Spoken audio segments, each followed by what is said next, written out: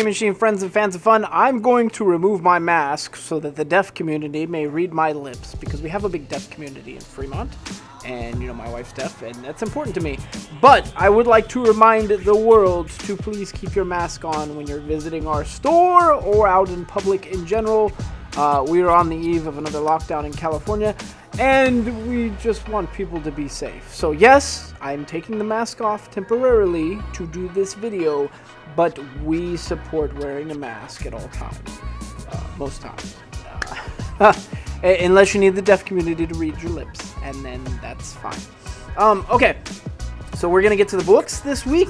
We're going to start with, well, Joker War stuff, and that's the Journey to Joker War, Nightwing, issue number 72. Now, I can't talk too terribly much about this without spoiling it. We do know that that crystal that was being used to reprogram Dick Grayson's mind into Rick Grayson and possibly give him the past of a Talon, has been acquired by the Joker. Yeah, there's a lot going on. The pieces that are in play for the Joker War are insane, and we've never seen Joker bankrolled quite the way he's about to be. He's going to have essentially Batman's tech at his fingertips, while Batman's going to have nothing. Apparently nothing. The Joker is removing pretty much all other pieces from the playing field so far. So things are wild. This is Jurgens, Clickett, and Filardi. I had a great time with this. Better than most. I thought Nightwing was coming to an end at 70, but apparently not. They're continuing on, which I'm okay with it. The writing has gotten better. The build-up towards 70 was not so good, but the writing has definitely gotten better, and I'm having a good time with it.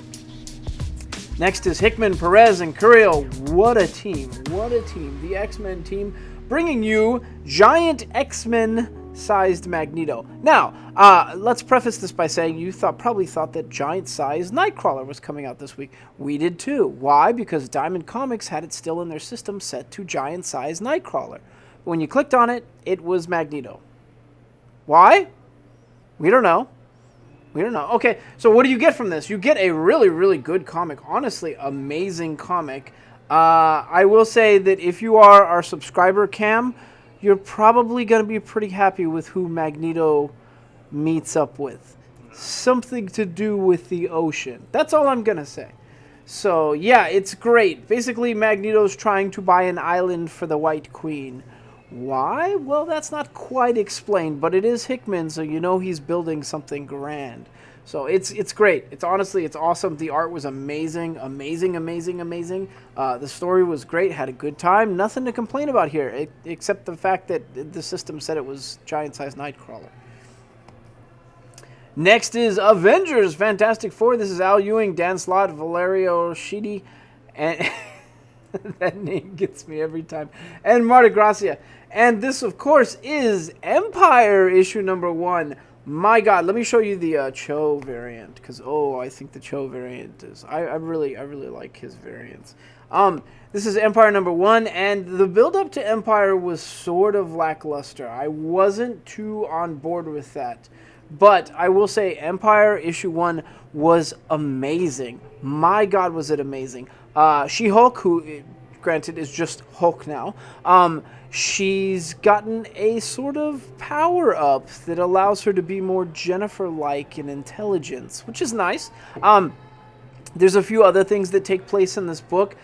Most importantly, the fight scenes are amazing, and you get to see the Avengers, doing the usual Avengers stuff, but maybe with upgrades here and there. Yeah, okay. Yeah, that's Ghost Rider spaceship. That's all I'm going to say. Okay. There is a lot of upgrades. It's a lot of good Avengers stuff. Go figure. It's Al Ewing and Dan Slott. You know it's going to be good. The art was wow. Wow. Super good. Amazingly good. Valerio and Marta did such a good job with this book. There's nothing to complain about here at all. If you aren't on board with Empyre, I can't blame you, because I wasn't on board with it at first. I thought the build-up it was pretty boring. But this has blown me away. So issue number 1, absolutely pick it up. The build-up to it, not so much. But issue number 1, definitely pick it up. Oh, and Empyre is not what we thought at all. Not what we thought at all. Yeah, you're gonna see. Next is the Amazing Spider-Man, Spencer Jacinto Oliveira and Curiel. And if you can't tell from the cover, this is that Centipede Man. Beware the Rising. I can't remember his name. He's just got 2 centipedes and he cruises around and he's like very undead looking with like a skull thing. I don't know. Why don't they just call him Centipede?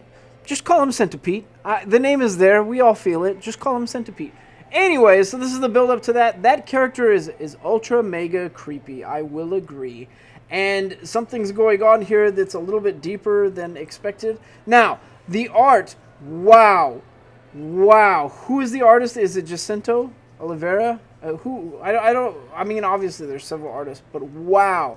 The art was so good. I can't describe it. Like, it's like modern newsprint at times is what it feels like. And the way it's done, like, I was getting flashbacks to, like, Straczynski Spider-Man run. The way the art is, it's just, it feels old and new at the same time. I can't explain it. I loved it. 100% loved it. It was so good. So issue number 44, Amazing Spider-Man. If you're a Marvel fan, definitely pick this up. Next is Venom, and if you can't tell from the cover, Venom number 26 is Venom Beyond. Now, who is this? Who is this? I mean, it's Sleeper's colors, but I gotta tell you, this is a very Iron Man-esque suit. Sleeper who laughs. I don't know what's going on with that suit. That's dope. I will say the setup for it is great. We knew that the maker was making his own symbiote. We didn't know what that meant, but we find out, and it leads to the Venom Beyond universe. Yes, I know. It feels like Batman Beyond, like they've gone off the rails. I know too. I want to know more. It's going to be great. You know it's going to be great. It's Donny Cates. Huh. It's going to be great. This build-up is great. It mostly has Eddie and his son just sort of trying to figure out what's going on and winding up elsewhere. It's good. It's good. It's good. I want to know more. This will have you hooked. This will have you hooked on this next event for sure. So come pick this up. Next is Sacred Six. This is Priest, Jay Lee, and Gabriel Ibarra. Now, this is Dynamite, and I really, really wanted to believe in this. I think the art was great. It was not as generic as I thought. But my God, I'm so sick of these stories. The Vampirella, Draculina, Pantha, Nyx, Chastity, Lilith, they do these team-ups constantly. I mean, there's currently a, Betty and Veronica, Red Sonja, Vampirella on the shelves right now. Yep. There's got to be at least 3 Chastity Vampirella books on the shelves right now. I'm so tired of them. But the build-up to this was great. The story was, well, it's all over the place. It's a bunch of folks sort of, I guess, teaming up and deciding to do that. And it's the intro to it. It's okay. The art felt better than it normally does, which is saying a lot. I'm super critical of art, and I have tons of issues with the Vampirella, Red Sonja stuff. But I will say this art felt better than normal. But this book is still another one of those Dynamite team-ups that I've grown tired of. So, I would say wait and see. Issue 1 is a big maybe from me. It wasn't great. It was okay. Issue 2 is going to be what determines whether or not this is worth picking up, in my opinion. So I'd say hold the line. Go pick it up if you feel like gambling. Next is Once in Future. This is Kieran Gillen, Dan Mora, and Tamara Bonvillain. Once in Future. And, God, there is so much good here. So much good. The art. I cannot stop gushing about this Once in Future art. I don't know what the artist is doing, what deal they made with what devil, but man, it appeals to me. At times, it feels like, especially with the fight scenes, it feels like Blackbird at times with the colors. Like, if you look at some of the colors, the way they do it is like the backgrounds are like these pink hues. It feels so colorful and alive and great. And then, on top of that, we have just different ways to use weapons, ways that soldiers would think, but then they combine them with magic at times, and it's just fun. I have little complaints about this. I really, really love this Once and Future story. And I've only read like 3 of them, I think.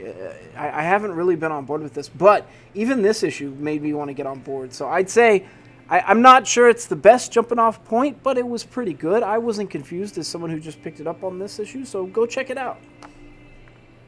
Next is TMNT. I'm going to show you 2 covers. Here's the main cover, and here's our poor Eastman cover that got munched because Diamond's comeback is bigger than its setback. Okay. What do you get in this issue? Well, I tell you, I have been... Oh, hi. We're kind of filming right now, so I'm sort of mask off for the deaf community. I'm sorry. You can still come you in. can still come in. I'm just letting you know.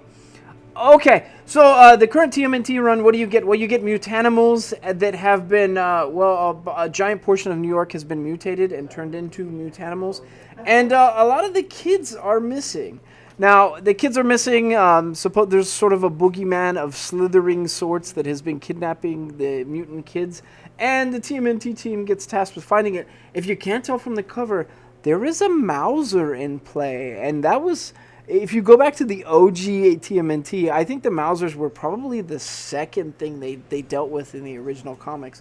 So it's really going back to their roots. This is Eastman, Campbell, Patterson, and Daniel. It's a really, really, really good showing from these guys. I have nothing to complain about other than our munched Eastman cover. So yeah, come pick this up. Plus, it's the beginning of a new event. And you get the new Baby Ninja Turtle in there too, which I really like. You know the one book I didn't review and the back of this cover has got me... sort of realizing is the Snake Eyes Rob Liefeld. Ah, yes. A and B covers. All the pockets that don't match up. Yeah, we counted pockets on it. One cover, they're both by Liefeld. One cover has 6 or 5 pockets, and the other one has 8. So that's weird. Yeah. Can you tell Liefeld's not my favorite artist or writer? Do I show it? Okay. Next is the Immortal Hulk on sale Wednesday. Now, is that why they're doing that? That's the only thing I've been able to come up with. Yeah. We have Wednesday covers. We're not sure why. Lunar decided that DC Comics can release on Tuesday. So maybe these are just really good reminders for us. I'm not sure. But... This is Ewing, Hawthorne, Morales, and Mounts, the Immortal Hulk, and, well, we dealt with Member Berry's guy last time. Do you remember? I remember. And so that's been dealt with, but the repercussions from that particular event have catapulted, like, regular Hulk, Savage Hulk, into the spotlight. Everybody is all about him right now. Meanwhile, Devil Hulk is still locked up in Banner's brain, and they haven't quite, like, tackled that. One thing that we questioned last issue was they mentioned that his system was damaged, and I said, this is dissociative identity disorder, like, which we've always thought that the Hulk had that because, multiple personalities and such, and personality shifts and stuff like that. This is absolutely dissociative identity disorder. Like, without a doubt. They mention it in this. They talk about having shifting headaches, headaches before you shift personalities and such. And then on top of that, we've seen, again, Joe is in this as well. And, I love anything with Joe, but him in human form is very, very, very strange.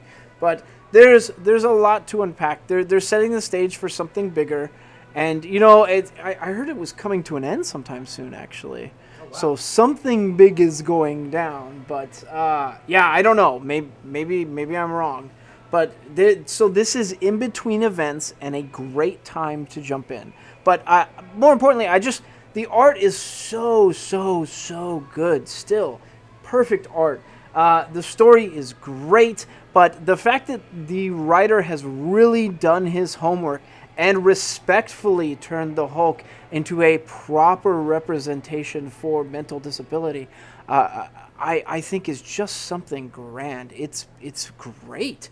So yeah, jump on board, get in right on this issue. This is amazing. Come pick it up. Next.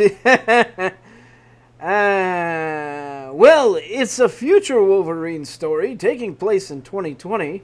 This is Larry Hama, Roland Boshi, and Andre Mosa. And this, of course, is issue number 1 of iWolverine. 2020. iWolverine 2020.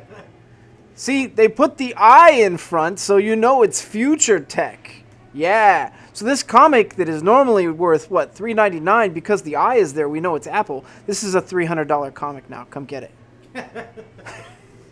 Anyways, no, it's $3.99 and it's an issue 1. And, well, I got to tell you, I'm sick of the 2020 stuff. Why? Because look at the cover. What does that look like Wolverine is crossed with? Apparently Terminator. Terminator. Yeah, what was Ghost Rider crossed with? Terminator. Yeah, what was Punisher crossed with? Terminator. Everyone in 2020 is crossed with a Terminator. I'm over it. And this story sucks. So it's Wolverine finally stumbled. It's really, it's just Lone Wolf and Cub with Wolverine and another kid, which we've seen before from Wolverine a couple times. I didn't care for it, and I'm sick of the everything's got to be crossed with Terminator trope. I don't know. So it's okay if you really need a Wolverine number 1. Pick something else up. I'm sorry. I should be nicer, but I didn't like that book at all. Next is a book I loved. My God, I loved. Granted, okay. Couple precursors. This is Jason Aaron. Of course, I'm gonna love it. Aaron, Guerin, and Keith. That goes great together. Aaron, Guerin, and Keith. Sounds like a law firm. And this is the Earth's mightiest heroes, the Avengers. But what are they dealing with, Yogi? What do I love? Moon Knight. Moon Knight! Yeah! And what do you get in this? Well, you get a very glorious representation of Moon Knight. It feels like proper Mark Spector. Mark Spector going way too far, sick of people messing with his brains and cursing every other sentence, Mark Spector. I loved it. I have little to complain about.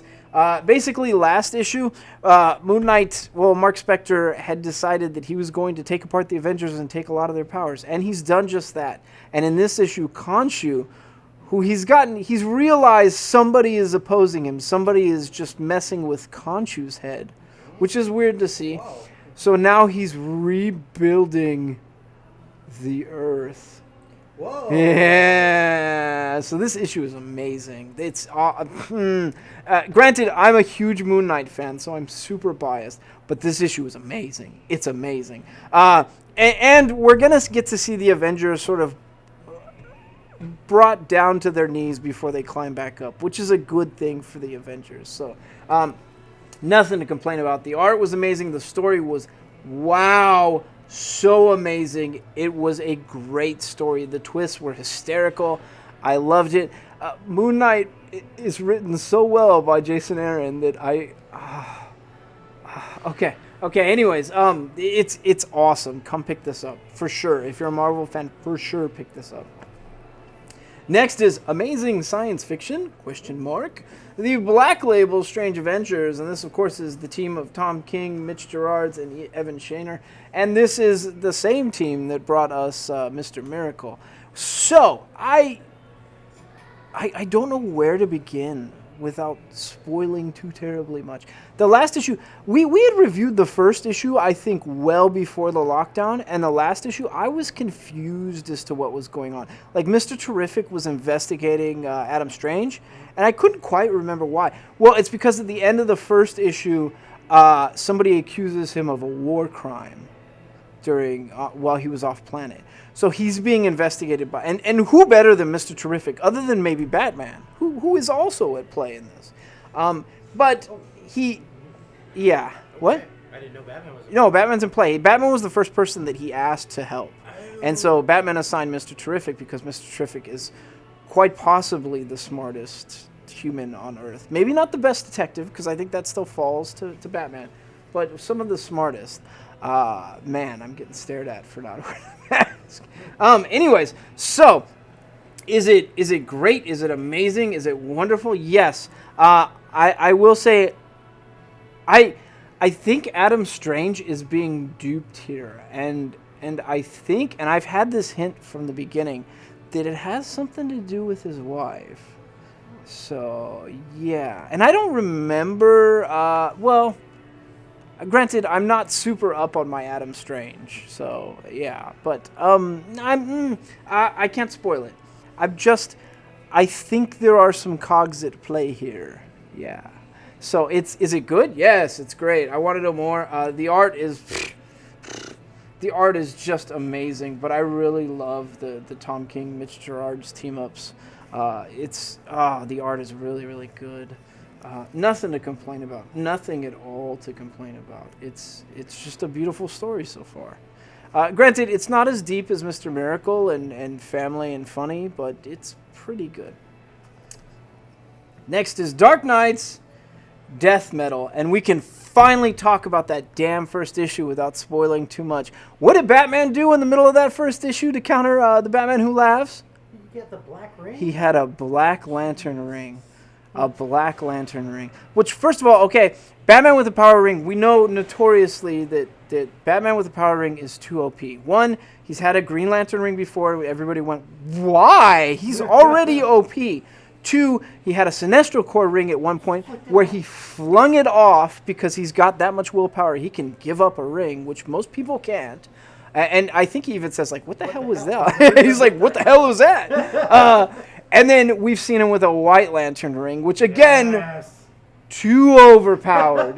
Stupid overpowered. He had the armor on, too, man. So in this issue, to counter the Batman Who Laughs, he does something, the most unexpected thing I think we could ever see from Batman. He uses a Black Lantern ring, which, if you don't remember Blackest Night, his skull was spitting him out because Black Hand had dug him up, and wow. So that was crazy. That's crazy. They're pulling up all the stops in Death Metal. The Earth has been reformed. The reason it's been reformed is, well, Perpetua took the Batman Who Laughs under her wing as her assistant, and he's asked a couple favors, and we saw him get killed by Wonder Woman in the first issue with the chainsaw of truth. So brutal. An invisible chainsaw of truth. It was amazing. Oh my God, so amazing. So, two really awesome things right there. Nothing to complain about with that. What happens in this issue? Well, I will say, we did see dead Sergeant Rock in the last issue, did we not? Yes, we did. So Sergeant Rock is a callback to a really old character that involved, like, Sergeant Rock, and what was his company? It was like Not Bad Company. his dog company, I think, or something company. But World War II sort of style comics. So that is an old callback and something really amazing. Then on top of that, we have Swampy, who is really beat up and very metal looking. They mentioned another team that I personally love and that Yogi loves in this, the Freedom Fighters. So I don't know if we're gonna see them in this, but I really want to see them. Can you hear Old Glory? Do you hear it, Old Glory? Louder. So, okay. There is a lot. And I mean a lot to gush about in this issue. The last issue, we think we saw a Dr. Manhattan character at the end of the last issue. So, will the Batman Who Laughs be powered up with the power of Dr. Manhattan? Is there anything worse than a Batman Who Laughs crossed with the power of Dr. Manhattan? I don't think there is. I can't imagine. I can't imagine anything worse. He is easily the most powerful being in the... Well... He's dead right now, but he was easily the most powerful being in the DC universe, without a doubt, right? Easily. He picked apart every single one of the heroes in like 3 minutes. The lantern rings and everything. Yeah, he was like, what is this? Magic This is became a great. joke to him. Yeah, he was like, magic, you're just sort of hacking life. Like, what is this nonsense? He's got clipping motivation. So, that's insanity. So you really, if you're not on board with this death metal fan, the only excuse I think you could give is that you're not into DC. Any other excuse, and I'm not buying it. This is Scott Snyder at his best. Snyder, Capullo, oh great, Capullo's in it. Clapion and Placencia. That's a wild name. Anyways, so amazing. And these covers they look like they're foil. They're not quite. They're cardstock, but they look very foil. It's really cool. Amazing. Now we're gonna do our go and no go list. These are just gonna be such really fast reviews, whether or not you should go or not go. Strike Force, I've not really enjoyed Strike Force, and I think I've been critical of the art, but I will say they might wind up on Monster Island in the next issue, which if you know what Monster Island is, you know who that involves, so that might be worth reading. But Howard Peralta, Guru Effects, I'd say on the fence. Next is Die, Robert Kirkman, Scott M. Gimple, Chris Burnham, Nathan Fairbairn, and this is, well, the family that slays together stays together. Aww. I don't know. It was okay. I haven't read a few issues, so I'm not really caught up, but I didn't hate it. And issue number... Did he just snap a picture of me with my mask off? He sure did. I'm going to wind up on social media because I'm trying to, let people read my lips. Anyways, this is Skybound. I would say it's a go. Next is Red Mother number 6. This is Jeremy Hahn and Danny Luckert. This cover is a white cover, and all the other ones are black, and I'm not sure why. It's not a special variant. It's just something cool. It's pretty good. I'd say go. Although you probably want to jump in a few issues back. I was a little confused. Captain Marvel 17, Thompson Mana Lopez. It was funny.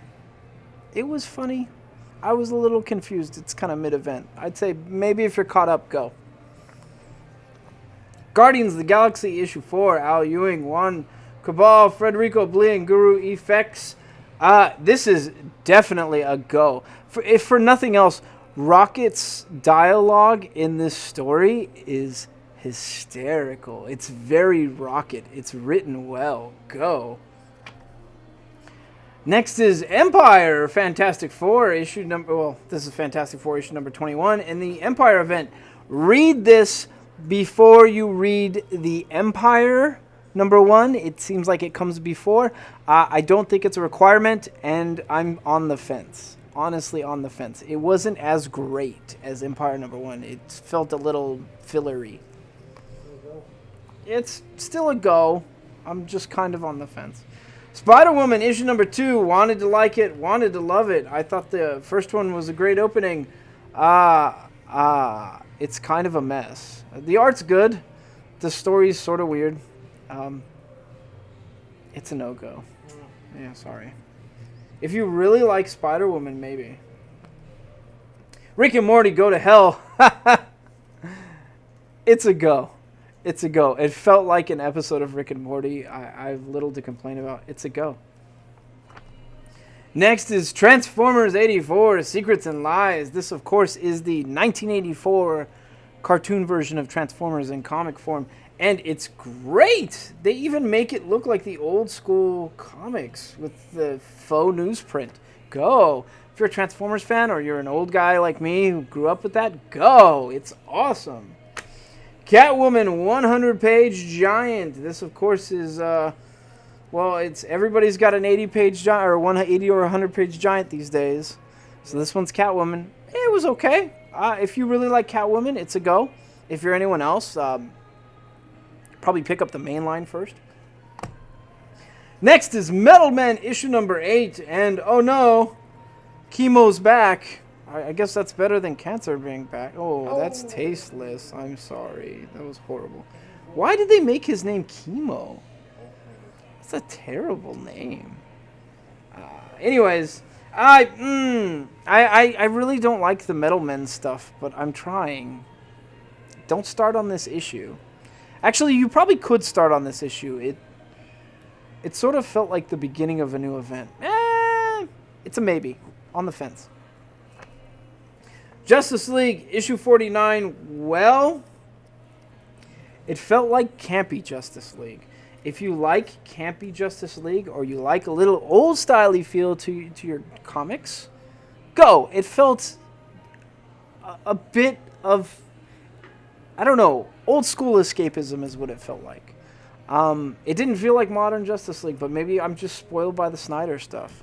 That's all I'm gonna say. Snyder's doing Dark Knight's Metal, so he's taking time off Justice League. That is what it is, and that's our show for this week. Cool. So yeah, I guess we do the dance. Oh, I'll put my mask on now. Bye. Wear a mask unless you're